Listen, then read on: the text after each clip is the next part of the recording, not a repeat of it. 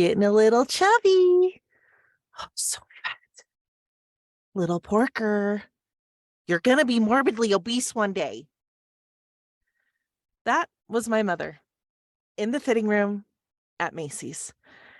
And this happened day after day.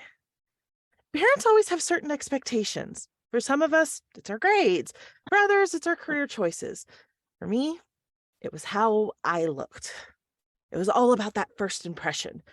I had to dress a certain way. My makeup had to be subtle and natural. But her biggest concern was my weight. I was always just a little too chubby. Mom would say, "You'd be so pretty if you just lost a couple pounds," and forget actual coping skills. Instead, we ate our emotions.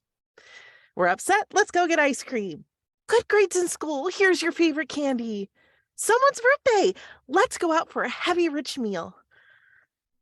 It was very frustrating for my body to constantly change, going up and down and back up again. Eventually, I just felt stuck. And since she created the problem, she felt the need to fix it. But she didn't know how. So it was doctors, clinics, and program after program.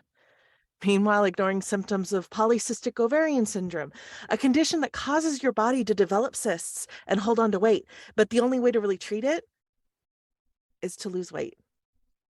There was a clinic with Dr. Heinrich from Stuttgart who prescribed me fen-phen. "This is legalized weed. It will kill your appetite, force your body into ketosis, and burn all that fat off. Just a few minor side effects, like high risk of heart disease." Oh, yeah, that's great for a 15-year-old.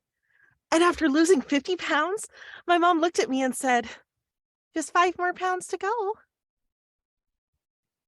Dr. Jackson from Amarillo had a clinic where they did vitamin B shots. This was a good one.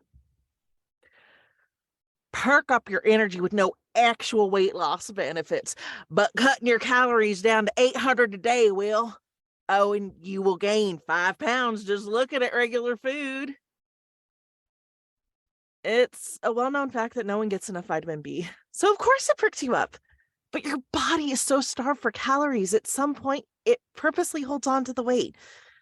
I'd get scolded like a child if I didn't lose 3 pounds between Monday and Friday. Oh, and then there's the completely hands-off approach that was introduced by Dr. Feit, who is a Jewish doctor from New York. Just don't keep chips in the house. When you're hungry, just reach for a piece of fruit. Eating fewer calories. Duh! Why didn't I think of that in my 30s? Hey, Mom, why didn't you think of things I learned in my 30s? Polycystic ovarian syndrome, insulin resistance, being pre-diabetic, hormonal issues that can be treated. Mom just looked at me and said, "Just lose the weight."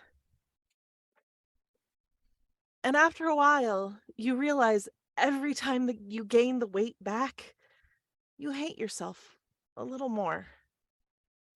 Until finally one day, you can't stand the person looking back at you in the mirror. And there are days I really, really want to hate my mom. Blame her for everything. She had the same weight issues, was continuously teased as a child. How could she do the same thing to me? Judging every single little thing I put in my mouth, which made me want to do it all the more. "You keep eating like that and you're gonna be obese. You need to get on a program." It finally got to the point where anytime she mentioned the word program, I would just scream, "Leave me alone!"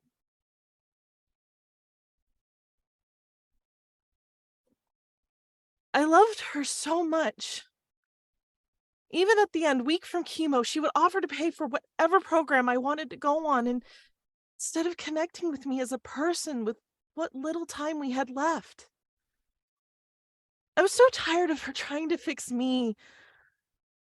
Why couldn't she just love me for who I was? I know my mom had her own demons, but I refuse to carry them anymore, and I will not pass them on to anyone else.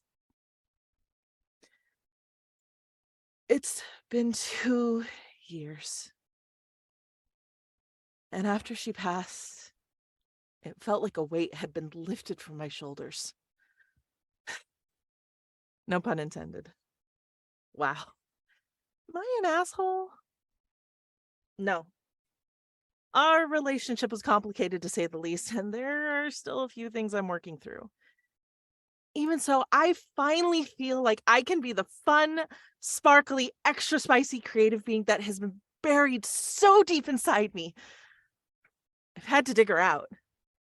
It took a lot of therapy, a bit of neuroscience, and a doctor who finally listens to me. I'm discovering new truths about myself, breaking down walls, and creating new habits little by little. And I love me a little more.